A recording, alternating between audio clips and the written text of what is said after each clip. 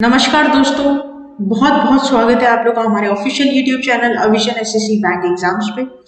आज जो दोस्तों हमारा टॉपिक ऑफ डिस्कशन रहने वाला है वो बहुत ही इम्पोर्टेंट और बहुत ही ज़्यादा एग्जाम पॉइंट ऑफ व्यू से रिलेटेड टॉपिक जो बजट है दोस्तों, उसके ऊपर हम लोग यहाँ पर फुल एनालिसिस करेंगे इस वीडियो के अंदर। मेरा नाम है उर्वशी सिंघी और दोस्तों मैं आप लोगों के साथ यहाँ पर जितनी भी बजट जो फाइनेंशियल मिनिस्टर हमारे फाइनेंस मिनिस्टर है निर्मला सीतारमन जी के द्वारा जो बताया गया पार्लियामेंट के अंदर बजट, उसकी फुल एनालिसिस हम यहाँ पर इस वीडियो के दौरान यहाँ पर करेंगे। ठीक है, इस बीच आपकी कोई भी प्रॉब्लम होती है या कुछ भी क्वेश्चंस होते हैं, डेफिनेटली आप कमेंट बॉक्स में हमें लिखकर बता सकते हैं।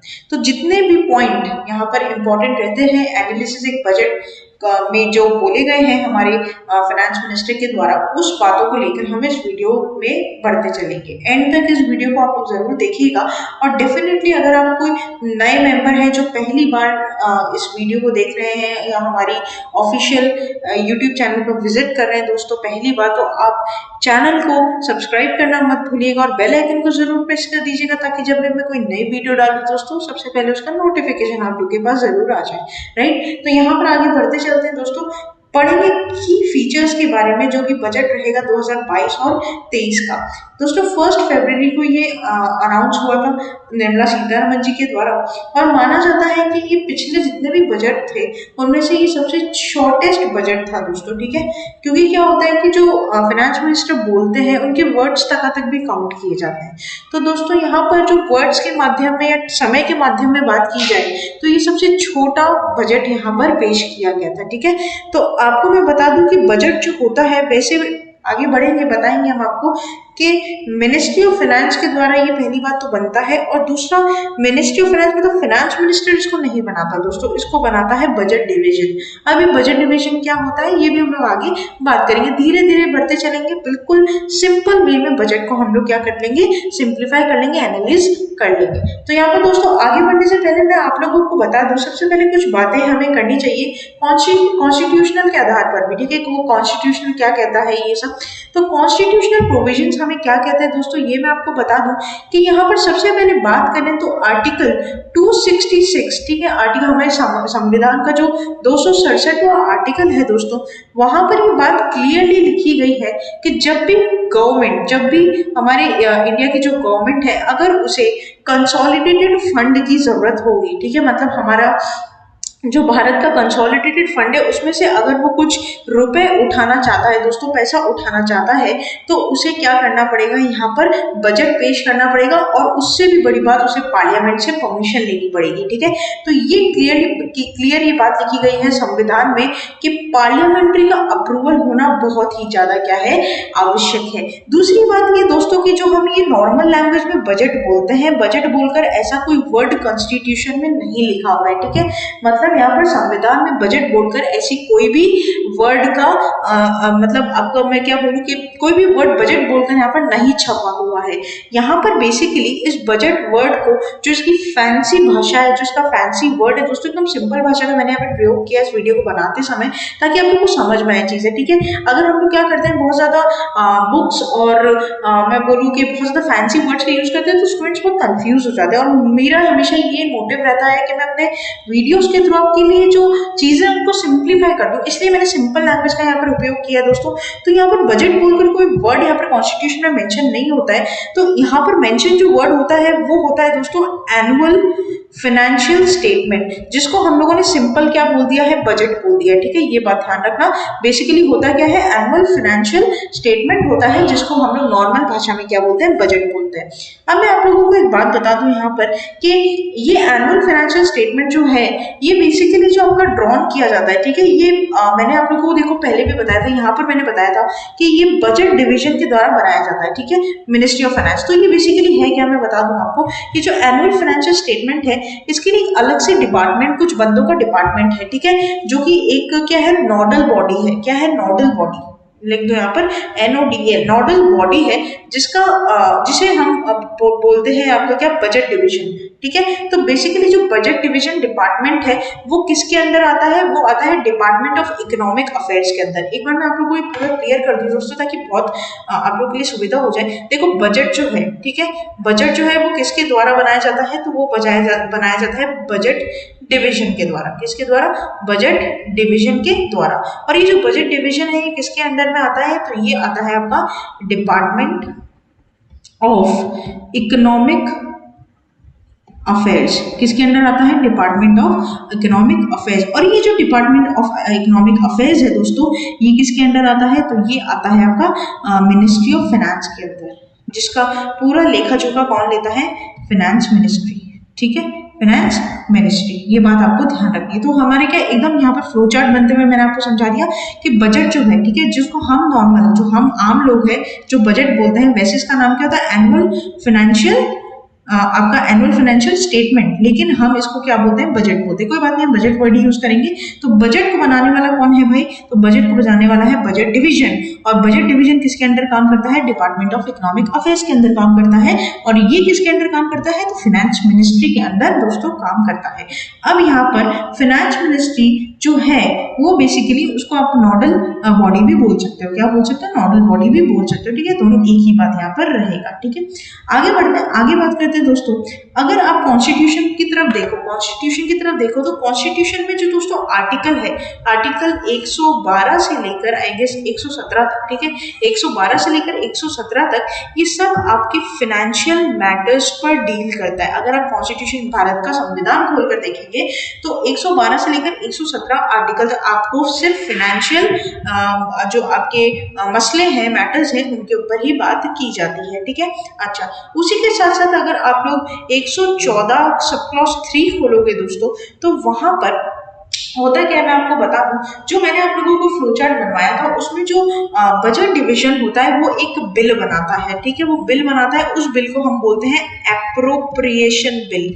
क्या बोलते हैं, एक बार मैं लिख दूं यहाँ पर, दोस्तों जगह नहीं है, यहाँ पर लिख देते हैं एप्रोप्रिएशन बिल। ये जो एप्रोप्रिएशन बिल है दोस्तों, अगर इसे पार्लियामेंट पास कर देता है तो वो क्या बन जाता है, बजट बन जाता है। क्या बन जाता है, बजट। जैसे कि आप लोगों को पता होगा दोस्तों, हमारे यहाँ पर इंडिया में जब एक्ट बनते हैं तो पहले एक ड्राफ्ट बिल बनता है, फिर वो लोकसभा राज्यसभा में जाता है, पास होता है, फिर उस पर साइन करते हैं कौन, आपके जो प्रेसिडेंट होते हैं वो साइन करते हैं, ठीक है। तो उसके बाद वो बिल बन के एक्ट बनता है। उसी तरीके से पहले ये अप्रोसिएशन बिल बनता है, एप्रोप्रिएशन बिल के बाद जब उसे पार्लियामेंट पास कर देता है तो वो बजट बन जाता है, ठीक है। तो ये कहानी थी, ये कुछ स्टार्टिंग का बेस था दोस्तों जो मुझे आप लोगों को बताना था, क्योंकि आप बेस जब समझोगे तभी आपका नींव बनेगी, ठीक है। नींव बनेगी, नींव हमारी स्ट्रॉन्ग होगी तो बिल्डिंग बनेगी, ऐसा करके। तो अब हम बढ़ रहे हैं आगे मेन टॉपिक के, मेन मुद्दे के ऊपर चलते हैं दोस्तों। यहाँ पर हम बात करेंगे अमृतकाल के बारे में कि अमृतकाल क्या है। उससे पहले मैं जो बात मैंने आप लोगों को बताई थी कि ये जो बजट है ये सबसे शॉर्टेस्ट बजट है पिछले और बजट के कंपैरिजन में, ठीक है।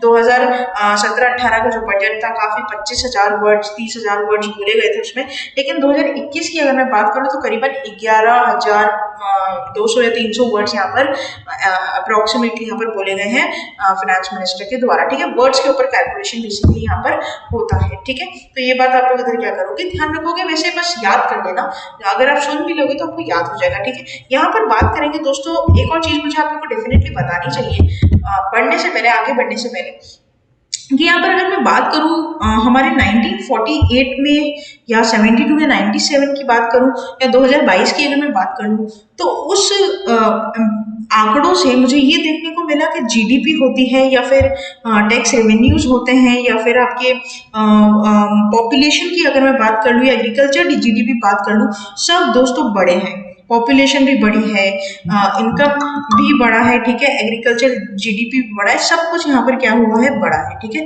तो ये एक बहुत ही क्या है, अच्छी बात है, डेफिनेटली ये एक अच्छी बात है। हाँ, कुछ अच्छे प्रोज और कॉन्स भी होते हैं दोस्तों। अब जैसे इंपोर्ट और एक्सपोर्ट की बात करें, ठीक है, इंपोर्ट और एक्सपोर्ट की अगर मैं बात करूँ तो इंपोर्ट होना एक बुरी बात है।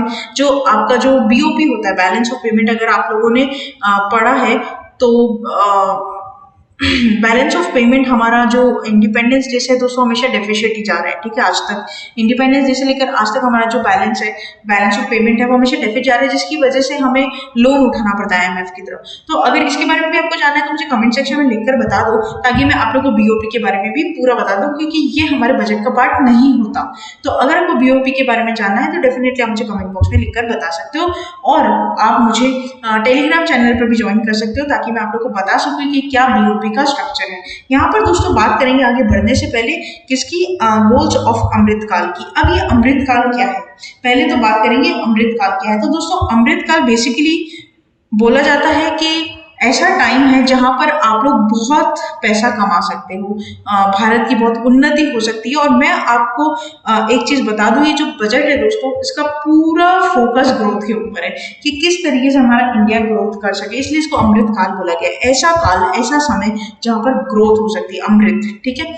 चलो पढ़ लेते हैं। तो यहाँ पर दोस्तों जो अमृत काल का फोकस है, अमृत काल का जो फोकस है वो आप लोग का किसके ऊपर है, तो ये आप लोग का 4 प्रायोरिटीज के ऊपर है दोस्तों, ठीक है। 4 प्रायोरिटीज जो कि बहुत इंपॉर्टेंट है। एक आपका आता है PM गति शक्ति, एक आता है इंक्लूसिव डेवलपमेंट, एक आता है आपका productivity enhancement, investment, sunrise opportunity, energy transition, climate action, और आता है नंबर 4 पर आपका फाइनेंसिंग एंड इन्वेस्टमेंट।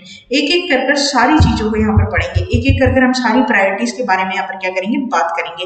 उससे पहले दोस्तों मैं आप लोगों को एक और चीज बता दूं, आप लोगों ने डेफिनेटली इस बारे में पढ़ा होगा, कभी ना कभी तो आप लोगों ने पढ़ा होगा कि नई एक चीज आई है दोस्तों, PLI स्कीम, बहुत बहुत इंपॉर्टेंट है। PLI scheme is like productivity linked incentive scheme. इसके दौरान दोस्तों ये बात बोली गई है, इसके दौरान मैं आप लोगों को बता दूं, इसके दौरान ये बात बोली गई है दोस्तों कि जो हमारे यहाँ पर जॉब है, ठीक है, जो जॉब की अवेलेबिलिटी है या फिर अपॉर्चुनिटी है, यहाँ पर बोला गया कि इस स्कीम के अंडर 60 लाख न्यू जॉब्स यहाँ पर ऑफर की जाएगी, ठीक है। और ये जो 60 लाख जॉब्स है ये 14 सेक्टर्स में, ठीक है, 14 सेक्टर्स में देखने को आपको मिलेगी, ठीक है। एज लॉन्ग एज जो एक और चीज यहाँ पर बोला गया है कि जैसे ही हम लोग अमृतकाल की तरफ जा रहे हैं तो PLI स्कीम में ये दावा भी किया है कि 60 लाख तो है ही, और ऊपर से 30 लाख और नई जॉब्स यहाँ पर मिलेगी लोगों को। क्यों? क्योंकि यहाँ पर दोस्तों क्या होगा, जब आज हमारी आजादी को 75 साल हो चुके हैं, ठीक है, आजादी का अमृत महोत्सव हम मना ही रहे हैं और फिर अमृत काल में भी हम जा रहे हैं, तो यहाँ पर इंडिया एट द रेट 100 के तहत, मतलब जब 100 साल आजादी को पूरे हो जाएंगे तब तक बोला गया है कि तब तक हमारा जो बजट जो ये चलेगा, ये चाहता है कि कम से कम जितने भी हमारे पॉपुलेशन है वो सब क्या हो जाए, एंगेज हो जाए, एम्प्लॉयड हो जाए। तो ये एक एम है भारत का। देखते हैं कितना हम पाएंगे इसमें, कितना हम खोएंगे इसमें, ये तो आने वाला टाइम ही बताएगा। लेकिन हाँ, आगे बढ़ते हैं, बात करते हैं हमारे 4 प्रायोरिटी के ऊपर। ये जो हमारे लिए यहाँ पर इंपॉर्टेंट रहेगा उसकी बात हम करेंगे।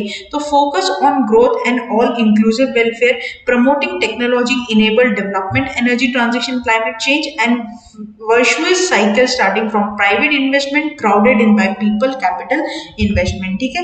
एक एक करके दोस्तों सारी बात हम यहाँ पर करेंगे। आगे बढ़ते हैं, आगे बात करते हैं सबसे पहले Indian economy staging sustained recovery की। यहाँ पर आपको चार्ट्स देख पा रहे हो दोस्तों, जिसमें आपको कोविड-19 की वजह से जो हमारा डाउनफॉल हुआ, जो सभी पूरे वर्ल्ड में ही हुआ, खैर हमारे ही नहीं, तो वहां पर आप लोग इस चार्ट के थ्रू CPI और WPI और जो डेफिसिट्स हुई या कैपिटल रेवेन्यू हुआ, इन सबको यहाँ पर स्टडी कर सकते हो।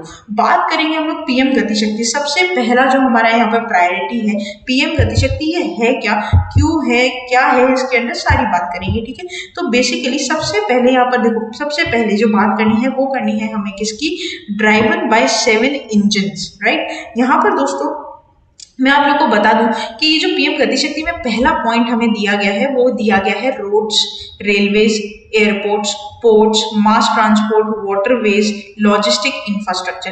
बेसिकली होता क्या है दोस्तों कि जैसे मानो कि हमें इंपोर्ट और एक्सपोर्ट करना है, चलो यही हम एग्जांपल लेंगे, इंपोर्ट और एक्सपोर्ट करना है, तो आज के टाइम में चाइना सबसे आगे है, ठीक है। तो उस हिसाब से दोस्तों हमारे इंडिया में क्या होता है ना कि जैसे मान लो वाटरवेज से कोई सामान आ रहा है, उसके बाद वो फिर क्या जाता है, ट्रेन में जाता है, फिर वो बस में या फिर मतलब रोड के थ्रू जाता है। तो यहाँ पर बीच में क्या होता है ना कि वाटरवेज और रोडवेज और रेलवेज की है ना अच्छी सी कोई प्लानिंग नहीं है, मतलब इन लोगों के बीच में है ना एक मतलब कोई मैनेजमेंट अच्छा नहीं है कि कोई किसी से मनमुटाव रखा है, ऐसे मतलब सिंपल भाषा में आपको समझाना चाहूँ तो एक मैनेजमेंट नहीं है। इस चीज को मद्देनजर रखते हुए यहाँ पर दोस्तों सबसे पहले प्रायोरिटी दी गई है इंपोर्ट और एक्सपोर्ट की चीजों को, लॉजिस्टिक इंफ्रास्ट्रक्चर, कि भाई अगर कोई सामान जहाज के थ्रू आ रहा है तो फटाफट रेलवे में चला जाए, फटाफट बस में चला जाए ट्रांसपोर्ट, तो ऐसे कर ये सारे ट्रांसपोर्ट को क्या करना पड़ेगा, स्ट्रॉन्ग करना पड़ेगा। तो यहाँ पर दोस्तों नेशनल मास्टर प्लान बनाया गया है aimed at world class modern infrastructure and logistics century. तो यहाँ पर लॉजिस्टिक का मतलब यहाँ पर जो आपका ट्रांसपोर्ट का हिसाब है वो A1 हो, क्लास हो, बिल्कुल ए क्लास हो, उसके हिसाब से यहाँ पर 7 इंजन को लेकर चला गया है। दूसरी बात करेंगे दोस्तों आप लोगों का, यहाँ पर जो इंपॉर्टेंट रहेगा वो रहेगा आपके साथ किसका, मैं बता दूं आप लोगों को, formulation of master plan of expressways completing 25,000 kilometre national highways in 2022 and 2023। तो दोस्तों यहाँ पर बोला गया है कि यहाँ पर जो नेशनल हाईवेज है, अब क्योंकि देखो अब ट्रांसपोर्टेशन है तो डेफिनेटली हाईवेज वाईवेज की तो जरूरत पड़ेगी ना, तो उस हिसाब से यहाँ पर दोस्तों 25,000 किलोमीटर तक का एरिया यहाँ पर 2022-23 की जो बजट में लिया गया है ताकि यहाँ पर नेशनल हाईवेज क्रिएट किए जाए, एक्सप्रेस वेज क्रिएट किया जाए, ताकि जो लॉजिस्टिक चीजें हैं उन्हें क्या किया जाए, फास्ट किया जाए। अब यहाँ पर बात आती है दोस्तों कि इसके लिए फंड कितना एलोकेट किया गया है। तो मैं आप लोग को बता दूं कि इस प्रोजेक्ट के लिए जो फंड है वो फंड आपका कम से कम नहीं तो दोस्तों 20,000 करोड़ का फंड यहाँ पर एलोकेट हुआ है। ठीक है, 20,000 करोड़ का फंड यहाँ पर नेशनल हाईवेज नेटवर्क एक्सपेंशन में दिया गया है। ये बात आप लोग को यहाँ पर क्या करनी है, ध्यान रखनी, it is very very important. अच्छा, उसके बाद बात करते हैं दोस्तों मल्टी मॉडल लॉजिस्टिक पार्क्स होते हैं, कुछ मल्टी मॉडल लॉजिस्टिक पार्क्स क्या होते हैं, इंप्लीमेंट करना चाहते हैं। देखो मैं आपको बताऊं, unified logistic interface platform allowing data exchange among all the mode operators, open source mobility stack and seamless travel of passengers for multi model logistics park through PPP to be awarded in 2022 and 23। तो यहाँ पर दोस्तों multi model parks, जो logistic parks है, मतलब basically जो godowns मान लो आप, तो बहुत बड़े बड़े, मतलब हमारे इंडिया में आज तक PPP पे कोई भी नहीं बनाए मल्टी मॉडल, चाइना जरूर इसको फॉलो करता है, तो उसी चीज को मद्देनजर रखते हुए यहाँ पे 4 मल्टी मॉडल लॉजिस्टिक पार्क्स का भी यहाँ पर इन्वेंशन किया है। इसके लिए जो फंड, ये जो 20,000 करोड़ है उसी के अंदर ये चीजें आती है। ठीक है, और मैं आप लोगों को बता दूं, पहले अगर आप देखो और आज के टाइम में भी देखो ना दोस्तों, तो काफी हमारा ट्रांसपोर्ट बढ़ चुका है। अगर आप लोग गूगल कर ट्रांसपोर्ट ऑफ इंडिया से मैप भी आएगा उसमें, तो काफी आपको कनेक्टिविटीज दिखेगी, तो आप लोग उस पर भी एक बार नजर डाल सकते हो। अगर मैं बात करूं दोस्तों रेलवे नेटवर्क की, तो integration of coastal and railway network facilitating parcel movement, one station one product. ठीक है, एक्सटेंडिंग कवरेज अंडर कवच 400 new generation Vande Bharat train. तो यहाँ पर देखो हिसाब क्या होता है, हिसाब क्या होता है ये मैं आप लोगों को बता दूं कि क्या चीजें हैं क्या नहीं है। तो यहाँ पे बेसिकली 200 किलोमीटर, ठीक है, 2000 किलोमीटर तक का, ठीक है, 2000 किलोमीटर का एक नेटवर्क कवरेज बनाया गया है जो कि कवच कवरेज के अंदर आता है, जहां पर आप लोग को वर्ल्ड क्लास टेक्नोलॉजी और कैपेसिटी ऑगमेंटेशन मिलेगा। बेसिकली क्या होगा कि वन स्टेशन वन प्रोडक्ट, आपको ये ध्यान रखना है दोस्तों, वन स्टेशन वन प्रोडक्ट का हिसाब यहाँ पर रहेगा, जिसमें आप लोग का जो लोकल बिजनेस होती है, सप्लाई चेन होती है, इनको बूस्ट मिलेगा। ठीक है, और इसके अंदर दोस्तों 400 नई जनरेशन वंदे भारत ट्रेन चलाई जाएगी। इसके बारे में बहुत न्यूज वालों ने बहुत चर्चा की थी, अगर आप लोग देखते हो न्यूज वगैरह तो आप लोग पता होगा 400 नई जनरेशन वंदे भारत ट्रेन यहाँ पर चलाई जाएगी नेक्स्ट 3 इयर्स में। ठीक है, 3 साल, नेक्स्ट 3 साल का बजट लेकर चल रहा है। ठीक है, मतलब बजट में ये नेक्स्ट 3 साल का व्यू लेकर चल रहा है। ठीक है, उसी के साथ साथ अगर मैं बात करूं दोस्तों, आप लोगों का जो मल्टी मॉडल कनेक्टिविटी है, किसके अंदर, आपका अर्बन और ट्रांसपोर्ट के अंदर, रेलवे स्टेशन के अंदर, ये भी यहाँ पर देखने को मिलेगा। And national ropeways, now this is important. Ropeways क्या हो गया, तो देखो रोपवेज आप लोगों का हो जाता है क्या, जो आपको पता होगी, यहाँ पर जैसे मान लो लैंड है और वो पर्वत पर जाता है, ठीक है, पर्वतमाला जिसको बोलते हैं दोस्तों, तो वो जो रोपवे है उसके यहाँ पर भी कम से कम 60 किलोमीटर तक की लेंथ का, मैं आप लोगों को यहाँ पे लिख दूँ, यहाँ पे लिखा हुआ नहीं दोस्तों, नेशनल रोपवेज डेवलपमेंट का भी है, और ये कितने किलोमीटर का है, 60 किलोमीटर का है। 8 रोपवे यहाँ पर प्रोवाइड करेगा। ठीक है, 8 रोपवे यहाँ पर प्रोवाइड करेगा PPP मोड के अंदर ही। ठीक है, तो ये भी एक इम्पोर्टेंट पार्ट यहाँ पर रहता है, ये एक इम्पोर्टेंट है, ये आप देख लीजिएगा। नेक्स्ट चलते हैं, नेक्स्ट बात करते हैं एग्रीकल्चर की। तो now this is very important, agriculture is a very important part in our India. तो promoting chemical free natural farming, stating with the farmers land close to river Ganga, promoting post-harvest value addition consumption and branding the millet products. अब देखो क्या है, तो यहाँ पर दोस्तों basically जो एग्रीकल्चर है वहां पर वीट और पैडी, ठीक है, वीट और पैडी जो हमारे प्रोक्योरमेंट होता है उसके अंदर 2.3 लाख करोड़ का डायरेक्ट पेमेंट आता है, ठीक है, किसके पास, 1.63 करोड़ फार्मर्स के पास, राइट। तो यहाँ पर दोस्तों किसान ड्रोन्स के बारे में भी आपने सुना होगा, देखो यहाँ पर लिखा हुआ भी है, delivery of digital and hitech services in the PPP mode, use of Kisan drones to aid farmers, launching fund with blended capital and finance agriculture startups, right. तो एग्रीकल्चर फूड प्रोसेसिंग के लिए बहुत ही इंपॉर्टेंट यहाँ पर बनाया गया है। और यहाँ पर दोस्तों ये भी बात बोली गई है कि जो गंगा है उसके 5 किलोमीटर एरिया में बिल्कुल हजार्डियस नहीं होगा वो, ठीक है, बिल्कुल भी हजार्डियस यहाँ पर देखने को नहीं मिलेगा। 5 किलोमीटर का एरिया पूरी तरीके से क्या किया जाएगा दोस्तों, यहाँ पर जो कॉरिडोर्स हैं रिवर गंगा की उसको इनिशियल फोकस किया गया है कि वहां पे फार्मर अपने लैंड की मतलब बेसिकली हार्वेस्ट कर सके, मतलब सिंपल सी बात, ठीक है। अब नाबार्ड इस चीज को फैसिलिटेट करेगा क्योंकि आपको पता है एग्रीकल्चर किसके अंडर आता है, नाबार्ड के अंदर आता है। तो ये जो स्टार्टअप्स है वो नाबार्ड यहाँ पर देखेगा। साथ ही साथ किसान ड्रोन के बारे में तो मैंने आपको बता ही दिया ये, और इसी के साथ दोस्तों एक इम्पोर्टेंट एक प्रोजेक्ट यहाँ पर है, केन बेटवा प्रोजेक्ट। देखो, implementation of Ken Betwa link project benefiting 9.1 lakh hectare farm land, providing drinking water to 62 lakh people and generating 130 mega watt power. 5 more such projects under the process of implementation, right? तो यहाँ पर ये बात भी ध्यान रखना कि एग्रीकल्चर में देखो आप देख पा रहे हो 2016 6.8, ये एक हमें क्या मिल रहा है, देखो डिक्लाइन मिल रहा है दोस्तों परसेंटेज में, है ना। तो अब इसे सुधारने के लिए बेसिकली केन बेटवा प्रोजेक्ट को भी इंप्लीमेंट किया जाएगा। आगे बढ़ते हैं, आगे बात करते हैं एजुकेशन के बारे में। Now this is important, education दोस्तों बहुत ही इंपॉर्टेंट है ना। तो एजुकेशन हमें क्या बोलता है ये देख ले, तो 1 क्लास हम लोग यहाँ पे पढ़ भी लेते हैं इसके बारे में ताकि मैं आप लोगों को अच्छे से यहाँ पर बता पाऊँ, फिर हम लोग स्किल डेवलपमेंट में पढ़ेंगे। तो देखो बेसिकली यहाँ पर क्या हो रहा है दोस्तों, हम बात करेंगे 1 क्लास 1 टीवी स्कीम की, ठीक है, 1 class 1 TV channel programme to be expanded to 200 TV channels, right. दोस्तों इसको पीएम ई विद्या, ठीक है, पीएम ई विद्या का भी नाम दिया गया, virtual labs and skilling e labs to promote critical thinking skills and stimulated learning environment. A digital university will be established with world class quality universal education. High quality e-content will be delivered through digital teachers, right. तो देखो कुछ भी इसमें बताने की मुझे आपको जरूरत नहीं है, बेसिकली सारी चीजें डिजिटल हो जाएगी, यूनिवर्सिटी डिजिटल, स्कूल डिजिटल, जी सब कुछ डिजिटल हो जाएगा। और इसका नाम है पीएम ई विद्या। ये बात की गई है 200 टीवी चैनल्स की, ठीक है, 200 टीवी चैनल्स में यहाँ पर एक्सपेंड करने की बात की गई है। 1 क्लास 1 टीवी, 1 क्लास 1 टीवी, आपको ध्यान रखना है, ये आपके बजट के लिए इंपॉर्टेंट रहेगा, डेफिनेटली क्वेश्चन बना सकते हैं। अब बात करेंगे स्किल डेवलपमेंट की, तो ये स्किल डेवलपमेंट क्या है इसके बारे में भी हम लोग चर्चा कर लेते हैं फटाफट से। तो डिजिटल इकोसिस्टम और skilling of livelihood Desh stack e portal will be launch to promote online training. तो यहाँ पर स्किल डेवलपमेंट ड्रोन शक्ति के द्वारा, ठीक है, ये ड्रोन शक्ति और ड्रोन एज ए सर्विस के द्वारा यहाँ पर दोस्तों क्या किया जाएगा, ड्रास, इसको बोलते हैं ड्रास, ठीक है।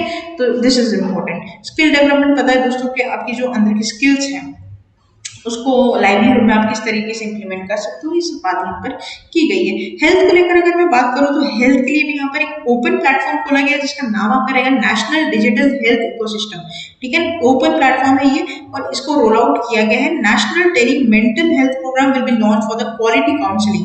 यहाँ पर दोस्तों 23, ठीक है, 23 नेशनल टेली मेंटल हेल्थ, मतलब मान लीजिए मैंने फोन किया और मैंने बोला कि हाँ मुझे आजकल ये डिप्रेशन फील हो रहा है, मुझे नींद नहीं आ रही, रात में मुझे भूख नहीं लगी, ऐसे करके मैंने टेली हेल्प ली, टेली मतलब टेलीफोन पर ही हेल्प ली। तो यहाँ पर ऐसे 23 टेली हेल्थ सेंटर्स यहाँ पर खोले गए हैं दोस्तों, ताकि लोग परेशान नहीं हो, कोविड की सिचुएशन में लोग बाहर नहीं निकल रहे हो, ये नहीं कर रहे हो, तो घर से ही आपको क्या कर सकते हो, इसकी सुविधा ले सकते हो। Integrated architecture mission Shakti, mission Vatsalya, Saksham Anganwadi and Poshan 2.0 to be launched. Now this is important, you have to memorize all these. 2 lakh anganwadis to be upgraded to सक्षम आंगनवाड़ीज, राइट। तो यहाँ पर दोस्तों सक्षम आंगनवाड़ी के बारे में बहुत इंपॉर्टेंट है। सक्षम आंगनवाड़ी बेसिकली बेनिफिट करता है वुमेन्स एंड चिल्ड्रंस को, ठीक है, वुमेन और चिल्ड्रन को, जिसके अंडर या फिर जिसके थ्रू, किसके थ्रू, मिशन शक्ति के थ्रू, मिशन वात्सल्य के थ्रू और आपका सक्षम आंगनवाड़ी और पोषण 2.0 2 लाख अपग्रेड किए गए हैं यहाँ पर। तो this is also important, right. आगे बढ़ते हैं, आगे बात करेंगे दोस्तों वेलफेयर फोकस की।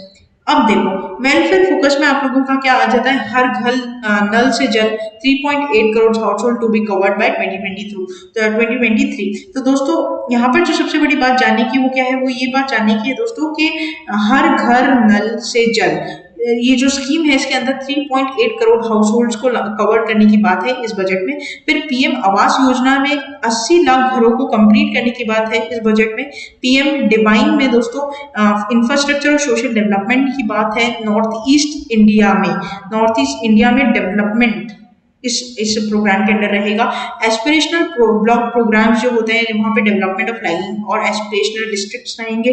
वाइब्रेंट विलेज प्रोग्राम रहेंगे जो नदर्न बॉर्डर में रहेंगे, ठीक है। डेवलपमेंट वहाँ में नदर्न बॉर्डर के जो विलेजेस है उसमें डेवलपमेंट की बात रहेगी, ठीक है। जो भी लेफ्ट आउट रहेंगे आपके गेट्स उसको बढ़ाने की बात रहेगी। Digital banking by post office में 100% कोर बैंकिंग सिस्टम लाया जाएगा। कोर बैंकिंग सिस्टम मतलब आप कहीं बैठे हो, मान लो आपकी कहीं मान लो मुंबई की ब्रांच है, कोलकाता में भी क्या कर सकते हो दोस्तों, उसको ऑपरेट कर सकते हो कोर बैंकिंग के द्वारा। डिजिटल पेमेंट आप लोगों के कॉमर्शियलाइज्ड किए जाएंगे शेड्यूल कॉमर्शियल बैंक्स के द्वारा। Setup 75 digital banking units in 75 districts, right. So this is also important, this is very important actually. तो ये आप लोगों को यहाँ पर क्या करना है, ध्यान रखना है कि हाउसिंग फॉर ऑल स्कीम आ गई, या फिर आप लोग का बैंकिंग स्कीम आ गया, या फिर जो आपका ये जो नदर्न ईस्ट रीजन है, ठीक है, नदर्न ईस्ट रीजन है जो पीएम डिवाइन के नाम से जाना जा रहा है, उसके में दोस्तों एलोकेशन में आपको बता दूं, एलोकेशन नहीं बताया मैंने, 1500 करोड़ रुपए का एलोकेशन यहाँ पर दिया गया बजट में, ठीक है।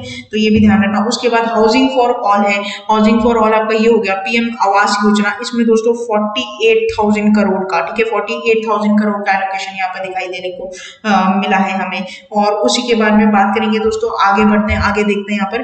तो यहाँ पर जो प्रोडक्टिविटी है, ठीक है, जो आपका 2.0 जो बिजनेस हम लोग कर रहे हैं उसमें हमें क्या क्या सिंप्लिसिटी यहाँ पर देखने को मिली है, इसके बारे में भी डेफिनेटली हमें जानना चाहिए, बात करनी चाहिए।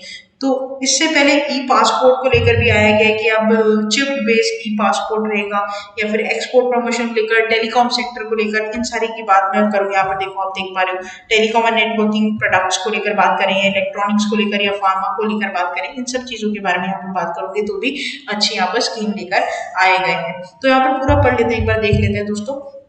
तो ट्रस्ट बेस्ड गवर्नेंस रहेगी, integration of central and state level systems through IT bridges, expanding scope for Parivesh portal, unique land parcel identification number रहेगा आईटीपीएस मैनेजमेंट में, सी पेज का यहाँ पर स्टैब्लिशमेंट रहेगा। उसी के साथ साथ ई बिल सिस्टम यहाँ पर दिखाई देने को मिलेगा दोस्तों। 5G सपोर्ट करेगा, 5G सपोर्ट करेगा पीएलआई स्कीम के अंदर। पीएलआई स्कीम की स्टार्टिंग में मैंने आप लोगों को बताया था। R&D टीम यहाँ पर डिफेंस स्टार्टअप्स एकेडमिया लेकर आएगी। ईज ऑफ लिविंग हो जाएगा दोस्तों, आप लोग इन पॉइंट्स को जरूर पढ़िएगा ताकि आप लोगों को समझ में आए कि किस तरीके से जो अर्बन प्लानिंग चल रही है। देखो मैंने आप लोगों को बताया था ई चिप एम्बेडेड पासपोर्ट्स के बारे में बताया था मैंने आपको, और उसी के बाद में जो एक्सीलेंस चल रही है अर्बन प्लानिंग के ऊपर की, अर्बन प्लानिंग मतलब जो शहरी इलाके हैं उनकी प्लानिंग, उसकी किस तरीके से हम लोग कर सकते हैं प्लान बढ़ाने का, ये सारी चीजें यहाँ पर देखने को मिला। साथ ही साथ दोस्तों ऑल्टरनेटिव जो सेटिंग अप चार्जिंग स्टेशंस की अर्बन एरियाज में, कि भाई इलेक्ट्रॉनिक व्हीकल को किस तरीके से बढ़ाया जाए, उसके लिए चार्जिंग स्टेशन, चार्जिंग पॉइंट्स बनाए गए हैं।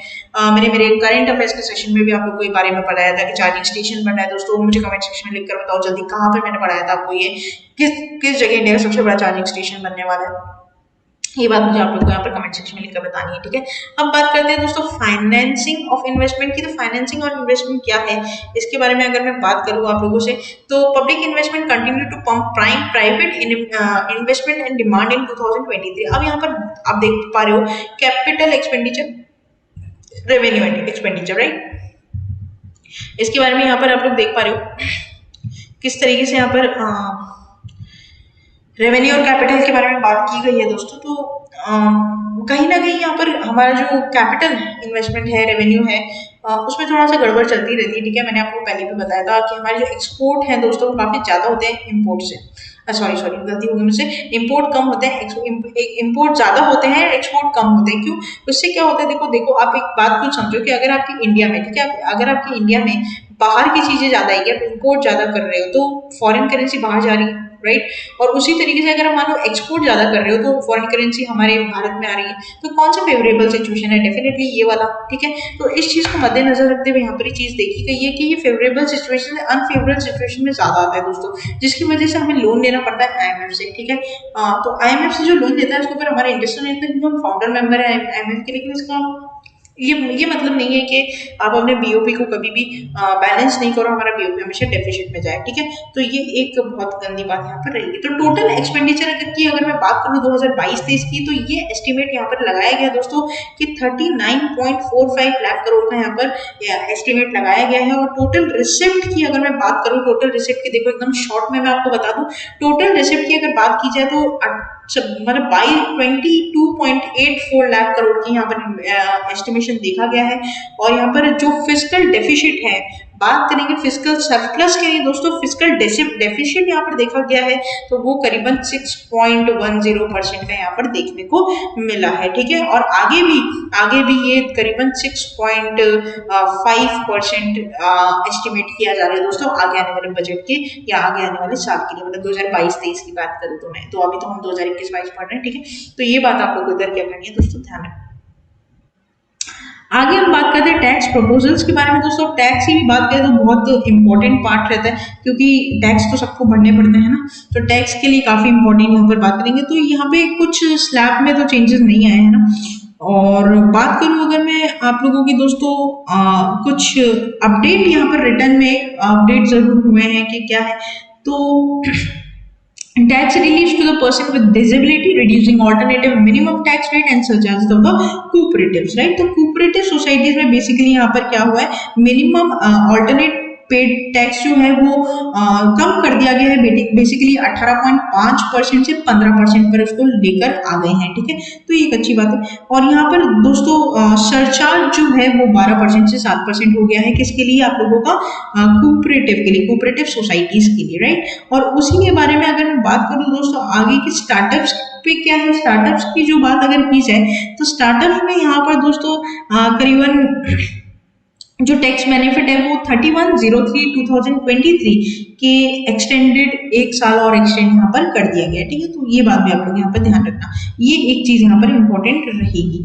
साथ ही साथ अगर बात कर लेते हैं दोस्तों वर्चुअल डिजिटल असेट्स की, तो ये भी एक बहुत इंपॉर्टेंट पॉइंट यहाँ पर रहेगा टैक्स बेनिफिट में।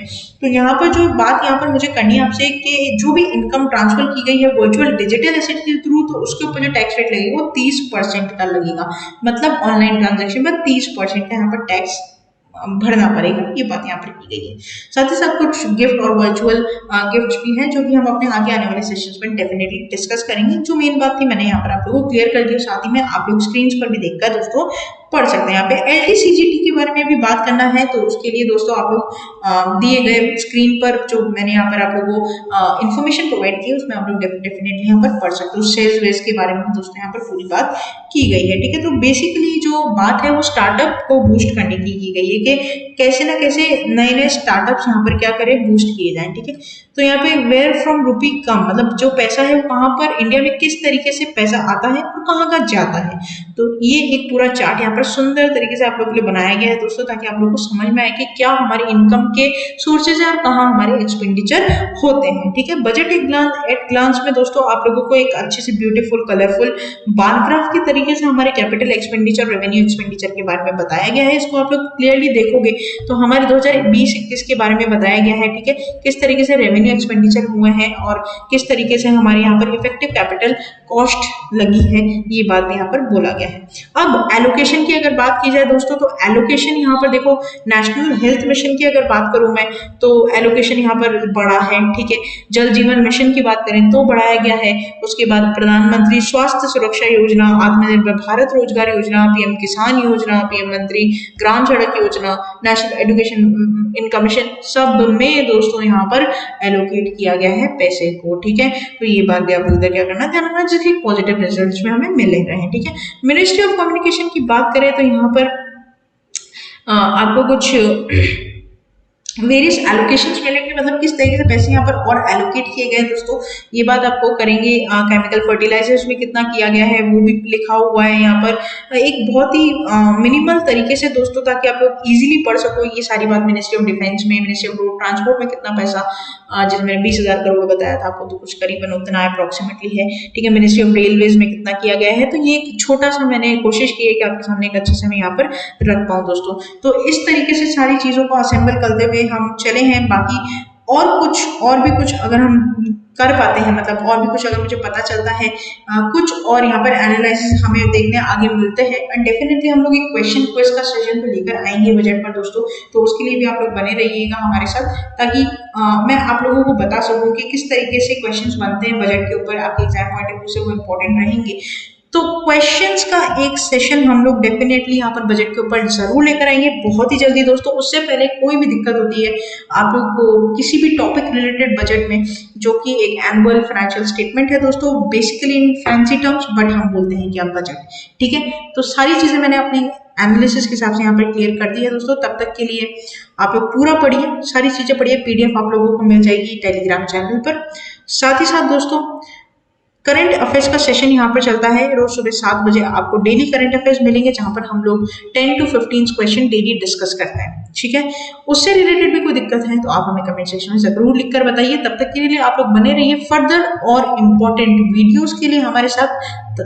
सुरक्षित रहिए, अच्छे रहिए, घर पे मस्त रहिए, बाहर ज्यादा मत निकलिए। कोई भी कोविड की सिचुएशन में जो क्रिटिकल सिचुएशन चल रही है, नए नए म्यूटिलेटेड वेरिएंट्स आ रहे हैं, इनसे बचकर रहिए। तब तक के लिए आप लोग बने रहिए हमारे साथ। Thank you so much and have a nice day.